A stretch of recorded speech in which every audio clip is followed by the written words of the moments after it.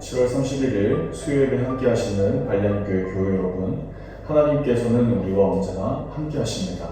이 믿음 가지고 승리하시기를 축복합니다. 우리 다 함께 찬송가 361장 함께 찬송하시겠습니다.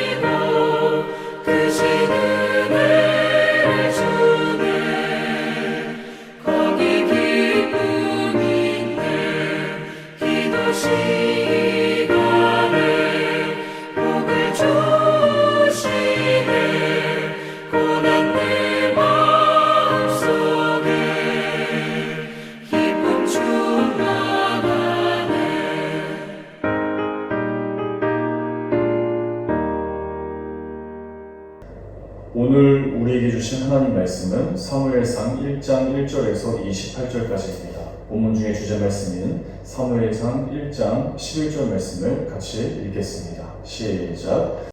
소원하여 이르되 만군의 여호와여, 만일 주의 여종의 고통을 돌보시고 나를 기억하사 주의 여종을 잊지 아니하시고 주의 여종에게 아들을 주시면 내가 그의 평생에 그를 여호와께 드리고 삭도를 그의 머리에 대지 아니하겠나이다. 아멘.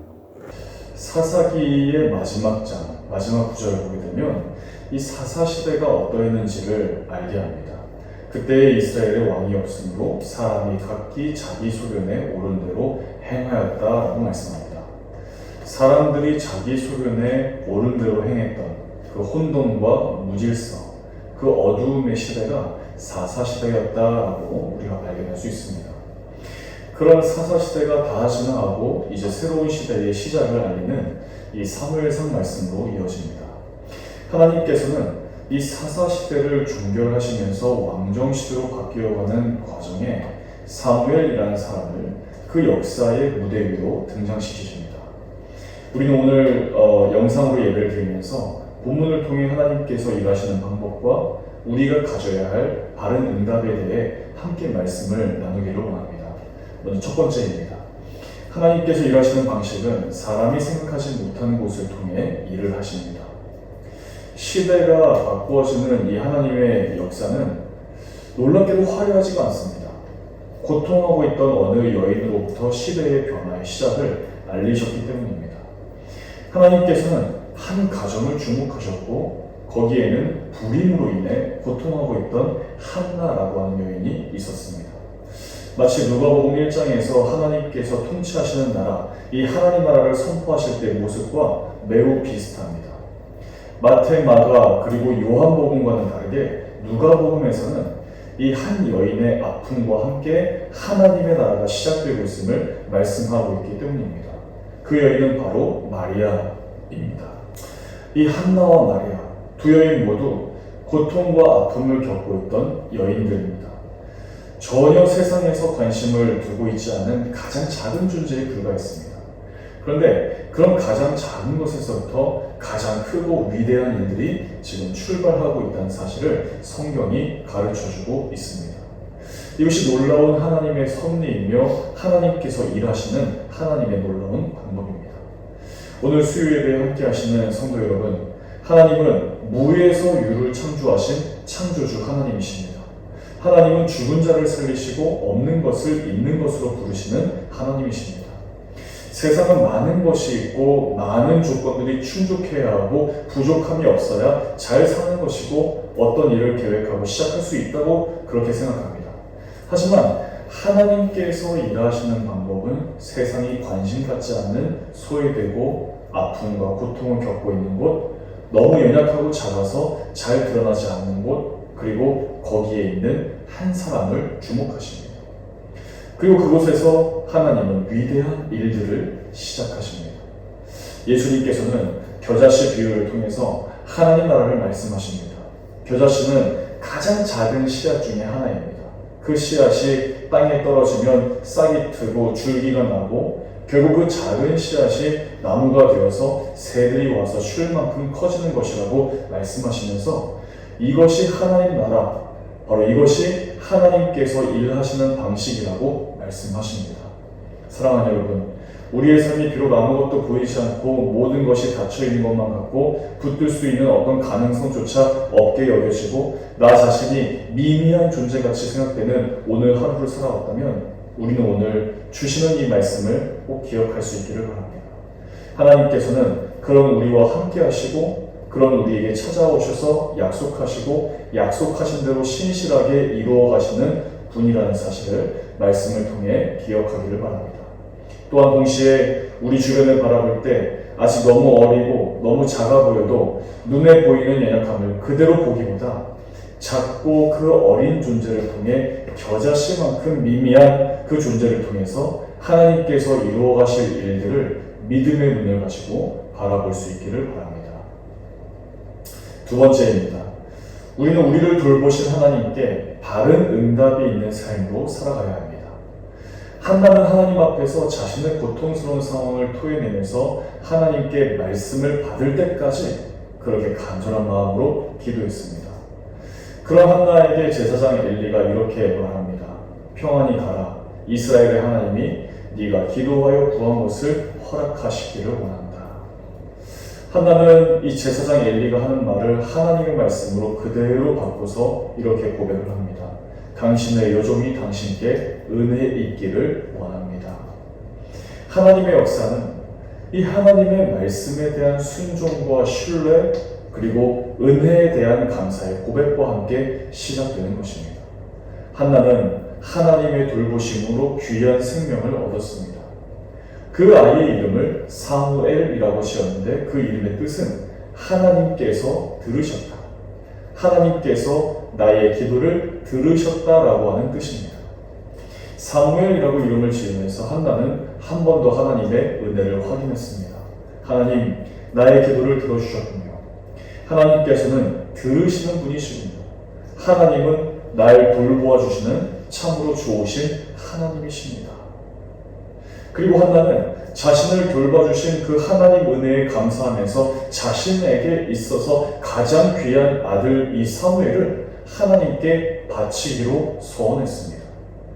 사랑하는 우리 발리하님 교회 성도 여러분, 한나가 살았던 그 당시는 아이를 잉태하지 못하는 여인은 자신의 신분을 보존할 수도 없고 이 불임에 대한 자책과 서름의 세월을 보내야만 했고 주변으로부터 조롱과 괴롭힘으로 평생을 보내야만 했던 시대입니다.